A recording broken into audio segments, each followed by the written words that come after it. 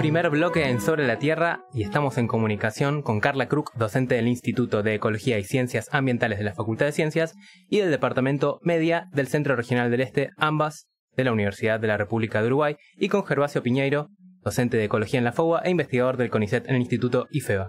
Carla y Gervasio se van a referir a las floraciones de cianobacterias en la cuenca del río Uruguay, su vínculo con el agro y sus consecuencias. Hola Carla y Gervasio, estamos acá con Pablo Rosete en el estudio. Muchas gracias por estar en Sobre la Tierra. Hola, ¿cómo andan? ¿Cómo les va? Buenas noches. Bien, espero que se escuche bien. Espero que se escuche bien y vamos a arrancar con qué son las cianobacterias y qué problemas pueden traer. Bueno, perfecto. Acá la tengo a Carla al lado mío, que le voy a dejar esa pregunta, que es una experta en cianobacterias, así que... Hola, Carla. Buenas, ¿cómo están? Acá desde La Paloma, en Rocha. Hola, Carla. Sí. Qué suerte, qué lindo lugar.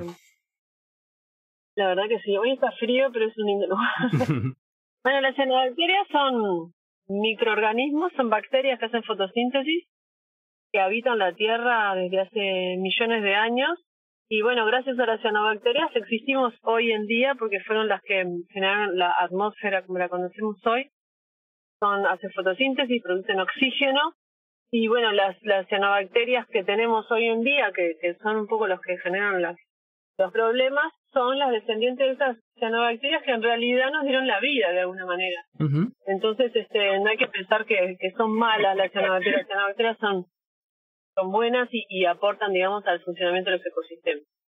Algunos de los problemas que pueden dar algunas poblaciones de algunas especies de cianobacterias es que producen toxinas, que se llaman cianotoxinas. Estas son cianobacterias que aprovechan las condiciones particulares de muchos de los ambientes acuáticos de nuestro mundo en este momento y que se asocian entonces a condiciones de alta cantidad de nutrientes, aguas relativamente quietas, temperaturas relativamente elevadas, y producen estas toxinas que si llegan a nuestro cuerpo directamente, por ejemplo al consumir agua o al bañarnos, o indirectamente a través del consumo de animales como peces o vegetales que han tenido contacto con cianobacterias, nos pueden producir efectos agudos cuando consumimos grandes cantidades, que pueden ser desde efectos hepáticos, neurológicos o de tipo alergia, o efectos crónicos por la exposición continua a bajas concentraciones que pueden dar lugar, por ejemplo, a tumores. Okay. Mira vos. Yo, no muy lejos de donde están en Balizas, una vez presencié una floración de cianobacterias y la verdad que fue bastante impresionante. Entonces, lo que yo quería preguntarles era ¿cuáles son las causas de que existan, de que ocurran estas floraciones de cianobacterias? Bueno, en realidad es una cuestión media multicausal y una de las discusiones grandes que hay en Uruguay, pero en varios lugares del mundo, es por qué se producen estas floraciones, ¿no? Esta que vos viviste, Pablo, en el 2019 probablemente, fue una muy grande, que hubo en Uruguay que bajó a todas las playas hasta acá, hasta el océano, y bueno, empezó a preocupar a todo el mundo. Se habla en general, y vos corregime, Carla, pero se habla de varias causas, entre ellas, por ejemplo, en un momento se pensaba que podrían ser las ciudades, ¿no?, que emiten los aguas residuales, digamos, era una causa posible. Uh-huh. Que en el trabajo que hicimos con Carla queda demostrado que no hay mucha correlación con eso, pero era algo que se pensaba. Después está el tema de la velocidad del agua en los ríos cuando se hacen represas, ¿no? Cuando uno represa el agua, hace embalses, baja la velocidad del agua que estaba corriendo por los ríos, y eso hace que el tiempo que esté el agua en la represa sea muy grande y permita las floraciones de cianobacterias, ¿no?, que se concentren. Entonces esa podría ser otra causa, y es una de las causas que un poco ayuda, digamos, a que haya cianobacterias, el tema de represar aguas y estancar el agua de alguna manera. Sí. Otra causa de las que se hablaba era aumentos de temperatura, ¿no? Cuando hay más temperatura también las floraciones son mayores.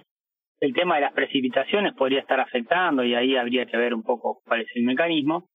Y el otro, mecanismo muy muy conocido, digamos, de que aumenta la cantidad de cianobacterias o produce floraciones de cianobacterias en el agua, es la cantidad de nutrientes que tiene esa agua.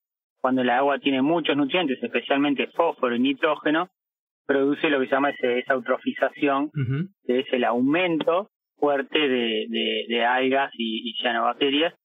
Entonces, bueno, eso generalmente ocurre como consecuencia de la agricultura, ¿no? De un uso intenso de fósforo y de fertilizantes, de fósforo y de nitrógeno, o también por la erosión, la propia erosión cuando la agricultura se hace de alguna manera mal hecha, produce erosión y entonces produce floraciones de cianobacterias, ¿no? Y esas medias son las causas que estaban arriba de la mesa. Bueno, la ganadería también podría estar produciendo cuando el ganado, por ejemplo, como abrevadero toma en los ríos y ahí también hace heces y orina, entonces también aportaría nutrientes. En algunos lados eso también puede ser importante. Claro, especialmente el ganado confinado, ¿no? Claro. Con gran número de animales, feedlots o concentrados. La diferencia es que en esos casos, en situaciones concentradas, las entradas, digamos, de nutrientes a los cuerpos de agua son puntuales y de alguna manera se pueden controlar. En cambio, cuando estamos hablando de fertilización en suelos, en lugares muy amplios, es lo que se llama contaminación difusa. Y bueno, es más difícil de manejar. Entonces, es ahí donde trabajamos en este trabajo, analizando los usos del suelo a gran escala, digamos. Claro. Bien, y ahora mencionando justo el estudio, ¿no? ¿Cuál fue el objetivo del mismo? Y bueno, el objetivo fue justamente esto, de los posibles mecanismos que mencionaba Gervasio y de los que se han discutido en general en la literatura, y no solo en la literatura, sino también en los grupos de trabajo, entre los gestores, digamos, en el gobierno, cuando se toman decisiones, digamos, los elementos que se toman en cuenta son estos diferentes mecanismos, y muchas veces se hace foco más en unos que en otros, sin tener un análisis, digamos, estadístico detallado. Sí. Entonces, un poco la intención fue, bueno, comparar estos diferentes mecanismos a nivel de la cuenca del río Uruguay, comparando valores o cambios a lo largo del tiempo de cómo estos mecanismos afectaban a esos valores. Entonces usamos, por ejemplo, la cantidad de coliformes fecales a lo largo del tiempo en la cuenca, que es un indicador de la gente, digamos, y de los animales. Utilizamos la variabilidad en la temperatura, desde los 60 hasta el presente. Utilizamos los usos del suelo en la cuenca y comparamos, digamos, los efectos, comparamos cómo la variabilidad de estos distintos factores que podía explicar la variabilidad de las cianobacterias en el río, para de alguna manera identificar cuáles eran los mecanismos más importantes y de alguna manera contribuir a cuando se tomen medidas de gestión o se definan nuevas políticas, digamos, haya una otra fuente de información sobre cuáles son las importancias relativas de los diferentes mecanismos que están actuando. Claro, y Carla, cuando vos nos explicabas recién que el trabajo se hizo a nivel de la cuenca del río Uruguay, ¿de qué magnitud estamos hablando? Porque es una cuenca grande. Sí, es una cuenca que involucra a 3 países.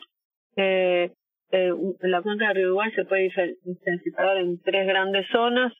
La cuenca alta es principalmente en Brasil, la cuenca media es Brasil, un poco de Argentina, y la cuenca baja es principalmente Uruguay y una parte menor de Argentina. Entonces, estamos hablando de una extensión enorme de territorio, pero bueno, gracias a que hoy en día la información, tenemos una disponibilidad de información, tanto de los usos del suelo como de los cambios climáticos, como de las lluvias, los caudales y bueno, la información de lo que pasa en el río, la calidad de agua, pudimos hacer este tipo de análisis. Una cuestión que estaba pensando cuando Pablo mencionó que él pudo ver uno de estas floraciones. Yo me acuerdo hace poquito también vi que en los medios salió, no sé si hace un año o algo así. ¿Cada cuánto sucede una floración y sucede cada vez más?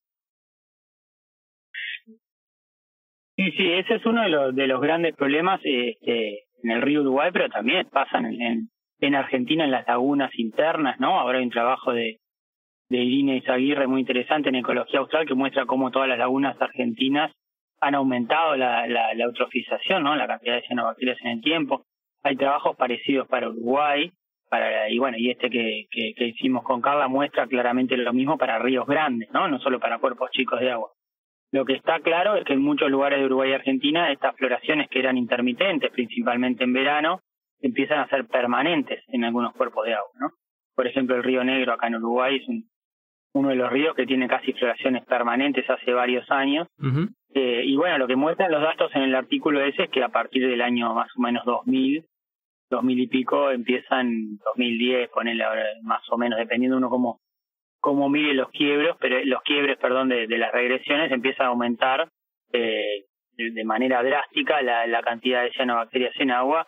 Y bueno, lo que muestra un poco en trabajo que esa multicausalidad correlaciona relativamente bien con el área agrícola de toda la cuenca, ¿no? De Argentina, Brasil, Uruguay. Entonces, digamos, obviamente siempre las causalidades o las correlaciones, digamos, existen, las causalidades después las podemos interpretar, pero claramente apareció una correlación entre la frecuencia de eventos de floraciones de cianobacterias con el aumento del área agrícola en los últimos 20 años en la cuenca. Yeah. Entonces, bueno, es y eso además mediado por el aumento en la cantidad de fósforo que tiene el agua, que es una de las principales causas de la floración. Entonces, bueno, cuando uno ve todo eso como que cierra bastante bien el cuento.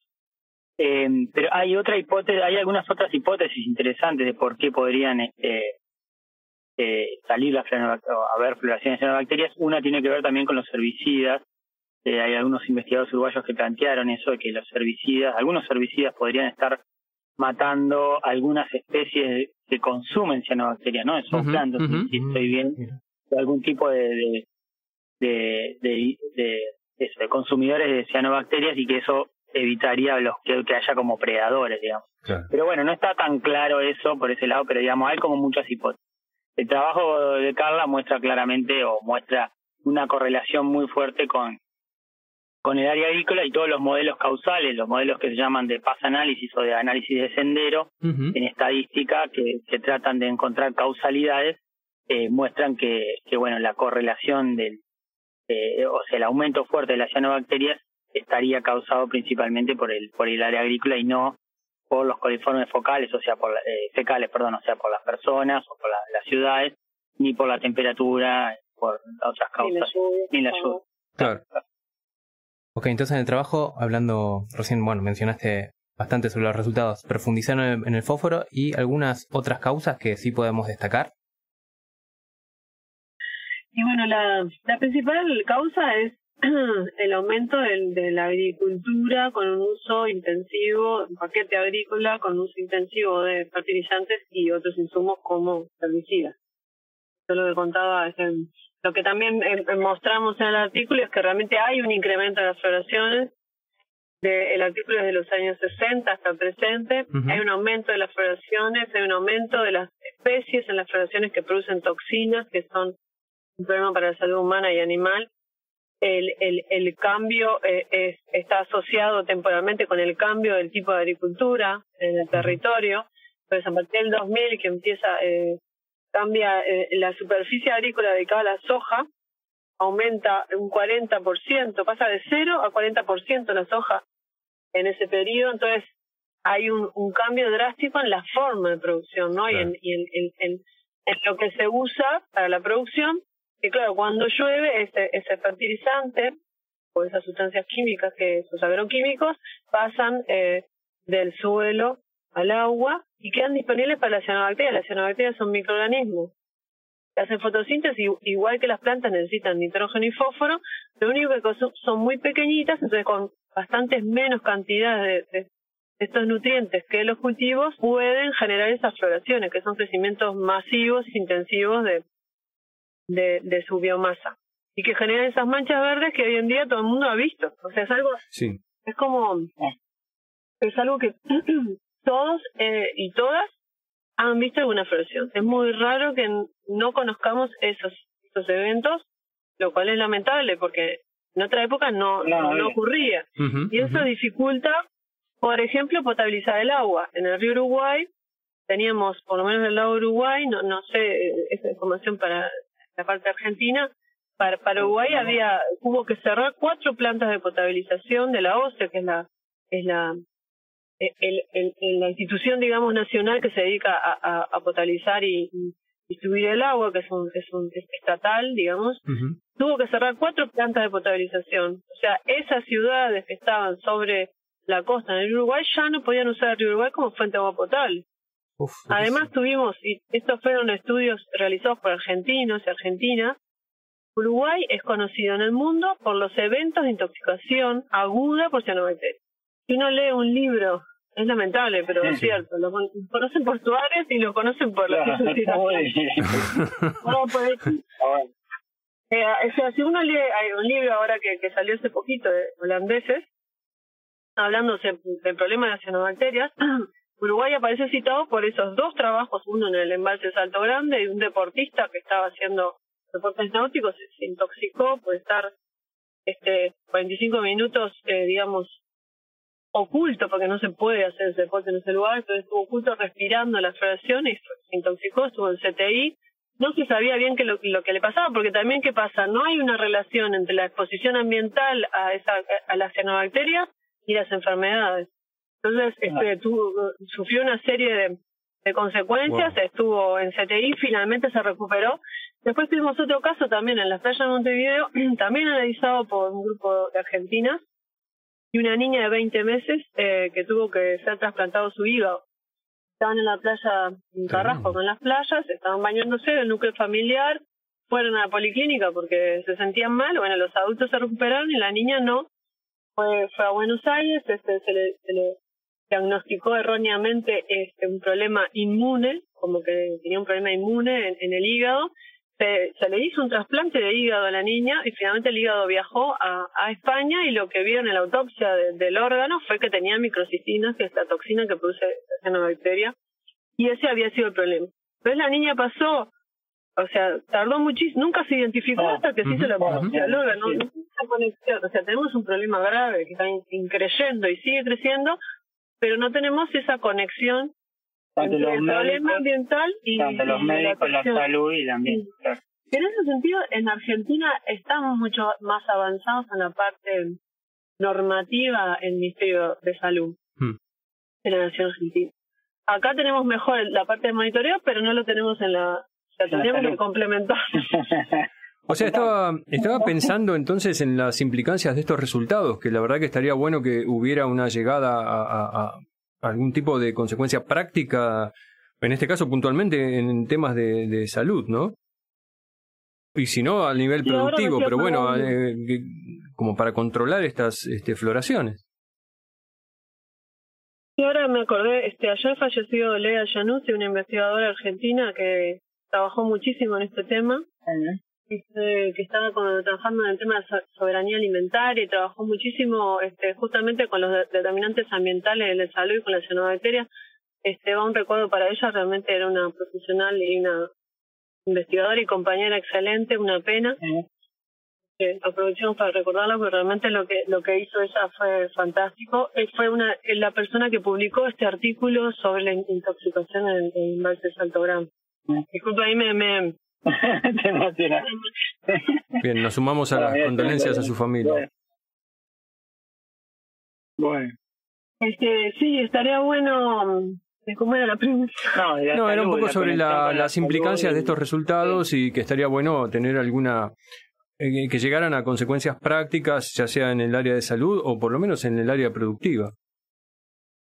Sí, me parece que en el área de salud una de las cosas que tanto Argentina como Uruguay debería hacer es bueno, hacer de alguna manera concientización o formación para los médicos o para los que están en la salud de todas estas posibles problemáticas ambientales, ¿no? Que claro, a veces en los centros urbanos sobre todo no se toman esas causas, ¿no? O sea, se analiza por otro lado y no se piensa, capaz que es eso, bueno, ¿dónde estuviste? Estuviste en el agua de floraciones y bueno, pueden aparecer esas cosas. Pero bueno, es complejo, ¿no? Es complejo. Y desde el lado más agronómico, bueno, yo creo que es una luz amarilla muy fuerte tirando a roja la que tenemos prendida y tenemos que cambiar el sistema de producción, ¿no? O sea, el tema del área inmensa de soja que tenemos en Argentina, Uruguay y Brasil, sí, que es una planta específicamente además que se fertiliza con fósforo, una leguminosa, entonces no se fertiliza con nitrógeno, pero sí con fósforo. Y bueno, y a veces se sobrefertiliza, o cómo se fertiliza también tiene mucho que ver, ¿no? Si se fertiliza al voleo, como se llama, tirando el fertilizante por arriba, o el fertilizante en tierra, eso también cambia mucho la cantidad de fertilizante que cuando llueve se lava y termina en los ríos, o en los lagos, arroyos. Entonces, tenemos una batería de prácticas de manejo agronómica, de buenas prácticas, como se dice, que tenemos que empezar a implementarlas urgentemente para controlar esto, ¿no? O sea, el diario del lunes de muchos países del norte o de Asia incluso es que no controlaron esto y bueno, terminaron con todos los ríos y los arroyos contaminados y bueno, con todo lo que eso implica para el bienestar, ¿no? Para la salud de las personas, para la recreación, todos los cursos de agua son lugares de recreación en verano. Para el turismo, para la pesca, para la riega, para la brevedera, también. Sí, es un problema grave que se nos está viniendo despacito, pero en Uruguay por lo menos es muy fuerte. Es muy fuerte. Ahí en el trabajo que nos mandaron ustedes, como parte de la parte final de alternativas, mencionan la palabra de agroecología. ¿Hay mucha movida de esa en Uruguay? Sí, en Uruguay tenemos el plan recientemente aprobado de agroecología, pero ahí le pasó a No, sí, hay una movida importante. Obviamente, mucha de la agroecología en general se mueve más fuerte en los sistemas más intensivos, que tienen, digamos, su cuota aparte en esto, pero los que tienen una parte más grande son los sistemas extensivos, que llamamos, que es la producción de maíz, soja, trigo, los cultivos de áreas grandes. Y en eso me parece que estamos más en pañales, pero hay un montón de opciones de manejo agroecológicas o con base ecológica, como quieramos llamarlas, que bueno, son estas mejores prácticas de fertilización, son lo que llamamos los cultivos de servicio, esos cultivos que sembramos para proteger el suelo, para evitar la erosión, justamente, para cultivos trampa, que llaman cultivos que ponemos para que capturen esos nutrientes y evitar que se vayan al agua. Todo el tema de rediseño de los paisajes, ¿no? Poniendo en distintos lugares del paisaje distintos cultivos y las zonas buffer que llamamos alrededor de los arroyos, lugares que capturan nutrientes y evitan que esos nutrientes vayan al agua.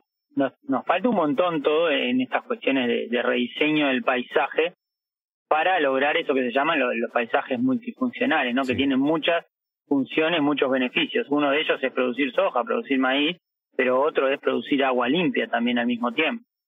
Entonces, en eso tenemos tecnologías, tenemos conocimientos, pero falta mucho de aplicarlos todavía y de que de la concientización, me parece, de los productores, las productoras, a que usen esas tecnologías de una manera generalizada, ¿no? Porque hay muchos productores que las usan, pero hay muchos otros que no.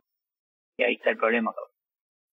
Bueno, Carla, Gerba, se nos acabó el tiempo del programa. La verdad que hace rato queríamos hablar de este tema que, bueno, nos mueve bastante. Les queríamos agradecer por estar acá y, bueno, los esperamos para próximos avances. Bueno, muchas gracias. Perfecto. A ustedes. Muchas gracias. Bien, que pasen lindo. Vamos a escuchar un tema y un saludo más sobre la tierra.